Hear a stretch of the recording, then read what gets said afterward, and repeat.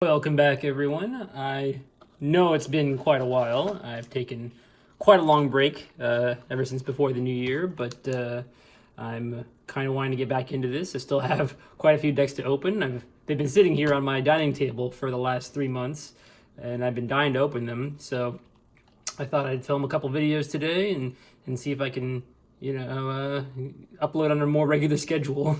So apologies again for just disappearing for a few months there, but I'm back and I'm going to try to be more regular about uploading. It's just life gets busy sometimes, as you are all aware, I'm sure. But let's just pop this open and see what we have in today's deck. Alright.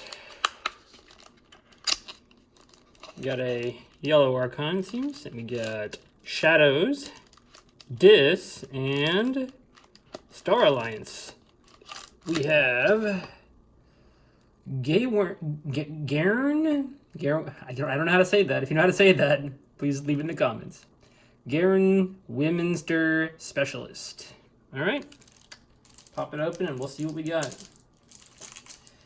Yeah, like I said, I'm going to try to upload on a more regular schedule now. So I imagine, some people might have gotten a little bored of me not uploading, so they might have unsubscribed. But if you are liking this content, I would like it very much if you would subscribe, and I will try my best to maintain that schedule.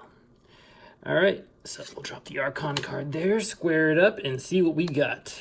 Starting off with Star Alliance, we have Ingram's Blaster. It's an upgrade with an Amber bonus. This creature gains Fight, Reap. You may deal 2 damage to a creature or attach Ingram's Blaster to Medic Ingram. After you attach Ingram's Blaster to Medic Ingram, fully heal the creature. I love Medic Ingram, so to see her in this deck is awesome. And we have, not one I see very often, a 3-power creature called Psionic Officer Lang. Like I said, 3-power creature, and after an enemy creature reaps, archive the top card of your deck. That is super interesting. That seems like more of a Logos effect. It could be pretty bad, though, because if you archive a whole bunch of cards from different houses, you kind of make your archive a little less valuable, right? You'll fill up your hand with off-house cards, and then you won't be able to draw anything at the end of the turn. So it's kind of a mixed bag, this card, I think. We have Nurse Soto, a 3-power creature with Deploy, and Play, Fight, Reap. Heal 3 damage from each of Nurse Soto's neighbors. Lay of the Land is an action card with an Amber bonus. Look at the top 3 cards of your deck, put them back in any order, and draw a card. Wonderful card. Great to see that. Information Officer Gray, a 4-power creature with Play, Fight, Reap. You may reveal a non-Star Alliance card from your hand. If you do, archive it. We have Force Field, an upgrade with an Amber bonus. This creature gains Reap, ward this creature. That's great. I love that card. Stealth Mode, an action card with an Amber bonus. Play, your opponent cannot play action cards during their next turn. We have Science Officer Kincan, a 2-power elusive creature with, after a player chooses an active house which matches no cards in play, you steal 1 Amber. That actually works way more often. It's a great early game card. I love that card. Oh, we got 2 of them too. That's pretty cool. Red Alert, it's an action card. Play, if there are more enemy creatures than friendly creatures, deal damage to each enemy creature equal to the difference. That's great against just like huge, like maybe Brobnar decks with a bunch of creatures, a Saurian decks with a bunch of creatures. Great to see that card. And there's Medic Ingram herself, a 3-power creature with Play, Fight, Reap. You may heal 3 damage from a creature and ward it. Got First Officer Frayne, a 4-power creature with Play, Fight, Reap. A friendly creature captures 1 Amber.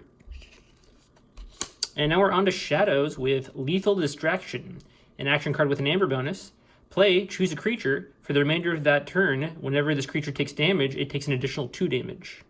So you want to see some small damage dealing cards maybe to go along with that.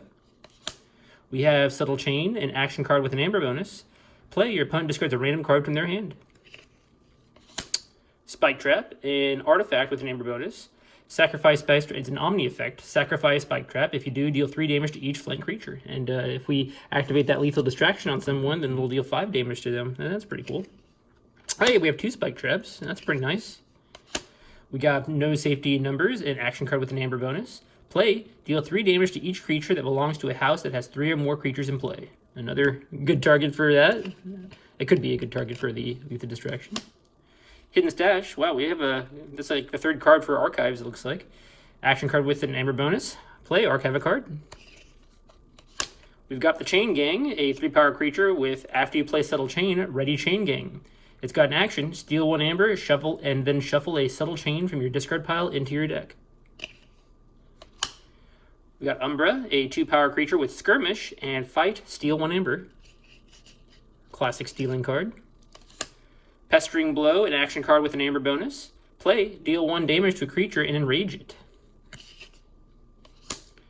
Kaimu Eclipse. Play, that's an action card. You play, shuffle each flying creature into its owner's deck. That's a great disruption card. Got Jay Vinda, a 2-power creature with Elusive, and Reap, deal 1 damage to a creature. If this damage destroys that creature, steal 1 Amber. Got 2 of him. And now we're on to Dis, and it's Snag's Mirror, which is an artifact with an Amber bonus. After a player chooses an active house, their opponent cannot choose the same house as their active house on their next turn. Ooh. Yeah, I don't think I've gotten this card yet, so it's basically better if you share houses with your opponents. Well, it's not necessarily better, right? Because if my opponent has shadows and I have shadows, and they call shadows on their turn, then I can't call it on my turn. So we have to not match houses. I don't know. That might have a strategy. If you have an idea of how that can be used strategically, then leave it in the comments. Key to Dis, it's an artifact. Omni, sacrifice Key to Dis, destroy each creature. One of the best board wipes in the game. A Fair Game. It's an action card. Play, discard the top card of your opponent's deck and reveal their hand. You gain 1 Amber for each card of the discarded card's house revealed this way. Your opponent repeats the preceding effect on you. Yeah, you can. It's great to do that at the end of your turn when you have 1 card in your hand. Love doing that. Got Scullion, a 7-power 2-armor creature with play, sacrifice a friendly creature. So we want to see some good destroyed effects. Hysteria, an action card. Play, return each creature to its owner's hand. That's great against things that can't be destroyed, or you don't want to destroy right now. Lilithal, a 5-power creature with fight, reap, capture 1 Amber. Got 2 of her. Inspector, there's a destroyed effect. A 2-power creature with destroyed, purge a random card from your opponent's hand. So that's a great target for Scullion. Festering Touch, an action card with an Amber bonus. Play, choose up to 2 creatures, deal 1 damage to each chosen creature. If that creature was already damaged, deal 3 instead. We have a lot of other things to spread damage around, so that's pretty nice. There's a creature, Dendrix, 5-power. Fight, your opponent discards a random card from their hand. Got 2 of him. And the last card of the deck, as usual, is Buzzle. A 3-power creature with Skirmish. Play fight, you may purge 1 of Buzzle's neighbors. If you do, ready Buzzle. Alright. Interesting deck. I think we had a fair amount of Amber. Maybe not a huge amount, but we have a fair amount. I guess we'll pull up the Amber and see what we've got.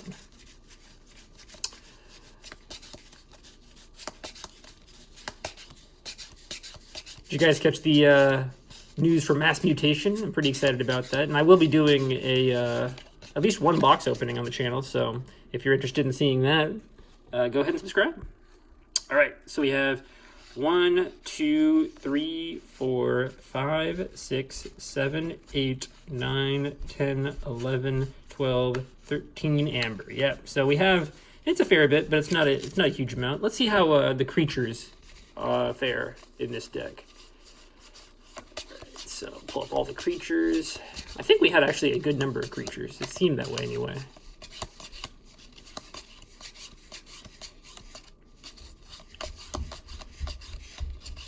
All right, so let's count these up. 1, 5, 10, 15, 18 creatures. Okay, 18 creatures. It's a little bit below average, but I think the spread of creatures we have here will really help out.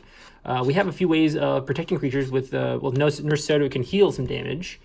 We have a couple ways of archiving. Meta Kingdom can also ward and heal, so that's pretty nice. Let's see how much we have as far as Amber Control goes. So it's not really Amber Control. Can I don't know if I would call him Amber Control in particular. He's not really direct Amber Control. Whenever it gives your opponent like kind of agency over whether or not they lose amber in that way. I don't know if I call it amber control. So there's one. Call that amber control. This could possibly be. I'll count one as amber control. There's some amber control.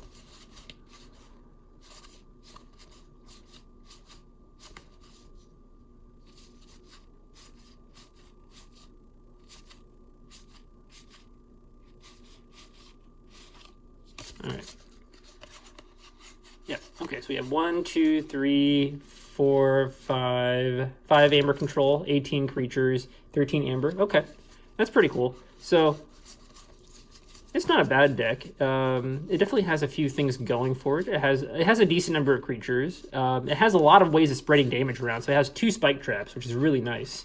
Being able to just Omni knock these out and, you know, whenever you want, do 3 damage to your opponent's creatures. And if it's a Shadow's turn, you might have already played Lethal Distraction, and so one creature might take an additional 2.